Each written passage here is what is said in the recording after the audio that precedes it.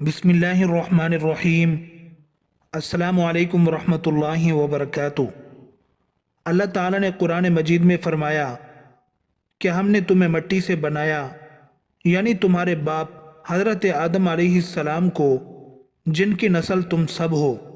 پھر تم سب کو ذلیل پانی کے قطروں سے پیدا کیا ہے، جس نے پہلے خون بستہ کی شکل اختیار کی، پھر گوشت کا ایک لوتھڑا بنا۔ بخاری اور مسلم میں ہے، رسول اللہ صلی اللہ علیہ وسلم فرماتے ہیں، تم میں سے ہر ایک کی پیدائش اس کی ماں کے پیٹ میں 40 رات تک جمع ہوتی ہے، پھر 40 دن تک خون بستہ کی صورت رہتی ہے، پھر 40 دن تک گوشت کے لوتھڑے کی، پھر فرشتے کو 4 چیزیں لکھ دینے کا حکم دے کر بھیجا جاتا ہے۔ رزق، عمل، اجل، شقی یا سعید ہونا لکھ لیا جاتا ہے، پھر اس میں روح پھونکی جاتی ہے۔ حضرت عبداللہ رضی اللہ عنہ فرماتے ہیں، نطفے کے رحم میں ٹھہرتے ہی فرشتہ پوچھتا ہے کہ اے اللہ، یہ مخلوق ہوگا یا نہیں؟ اگر انکار ہوا تو وہ جمتا ہی نہیں، خون کی شکل میں رحم اسے خارج کر دیتا ہے، اور اگر حکم ملا کہ اس کی پیدائش کی جائے گی تو فرشتہ دریافت کرتا ہے کہ لڑکا ہوگا یا لڑکی، نیک ہوگا یا بد، اجل کیا ہے، اثر کیا ہے، کہاں مرے گا؟ پھر نطفے سے پوچھا جاتا ہے، تیرا رب کون ہے؟ وہ کہتا ہے اللہ۔ پوچھا جاتا ہے، رازق کون ہے؟ وہ کہتا ہے کہ اللہ۔ پھر فرشتے سے کہا جاتا ہے، تو جا اور اصل کتاب میں دیکھ لے، وہیں اس کا حال مل جائے گا۔ پھر وہ پیدا کیا جاتا ہے، لکھی ہوئی زندگی گزارتا ہے، مقدر کا رزق پاتا ہے، مقررہ جگہ چلتا پھرتا ہے، پھر موت آتی ہے اور دفن کیا جاتا ہے جہاں دفن ہونا مقدر ہے۔ مسند ابو یعلا میں ہے، رسول اللہ صلی اللہ علیہ وسلم فرماتے ہیں، بچہ جب بلوغت پر پہنچتا ہے تو قلم اس پر چلنے لگتا ہے، اس کے ساتھ کے فرشتے کو اس کی حفاظت کرنے اور اسے درست رکھنے کا حکم مل جاتا ہے۔ جب وہ اسلام میں ہی 40 سال کی عمر کو پہنچتا ہے تو اللہ تعالیٰ اسے 3 بلاؤں سے نجات دے دیتا ہے، جنون، جزام اور برس سے۔ جب اسے اللہ تعالیٰ کے دین پر 50 سال گزرتے ہیں تو اللہ تعالیٰ اس کے حساب میں تخفیف کر دیتا ہے۔ جب وہ 60 سال کا ہوتا ہے تو اللہ تعالیٰ اپنی رضامندی کے کاموں کی طرف اس کی طبیعت کا پورا میلان کر دیتا ہے اور اسے اپنی طرف راغب کر دیتا ہے۔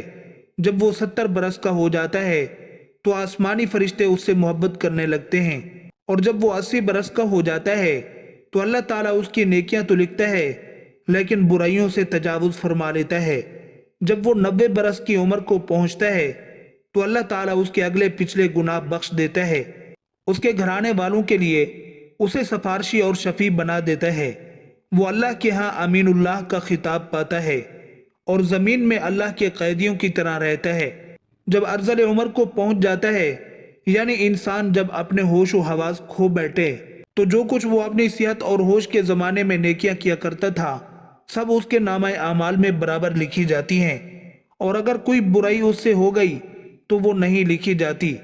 آپ صلی اللہ علیہ وسلم نے فرمایا، قسم ہے اس ذات کی جس کے دست قدرت میں میری جان ہے، بے شک ساقط شدہ حمل اپنی ماں کو کٹی ہوئی ناف کے حصے سے کھینچ کر جنت کی طرف لے جائے گا اگر وہ جنت سے روک دی گئی۔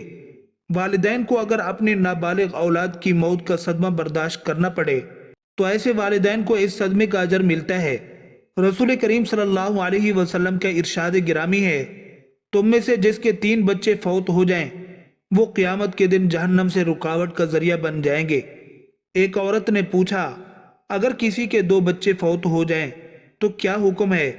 آپ صلی اللہ علیہ وسلم نے فرمایا، ہاں 2 بچے بھی جہنم سے رکاوٹ بن جائیں گے۔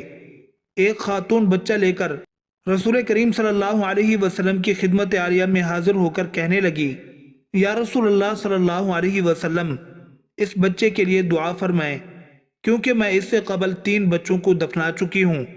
آپ صلی اللہ علیہ وسلم نے اس سے فرمایا، تب تو تم نے جہنم سے ایک بہت محفوظ باڑ بنا لی ہے۔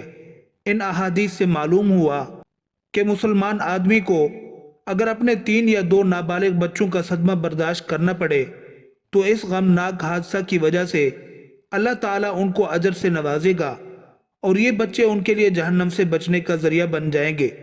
مومن آدمی کا معاملہ اللہ کے ساتھ بہت پیارا ہے۔ یہ مصیبت آنے پر صبر سے کام لیتا ہے اور خوشی آنے پر شکر کرتا ہے، اور صبر و شکر دونوں اس کے حق میں اللہ کی عظیم نعمتیں ہیں۔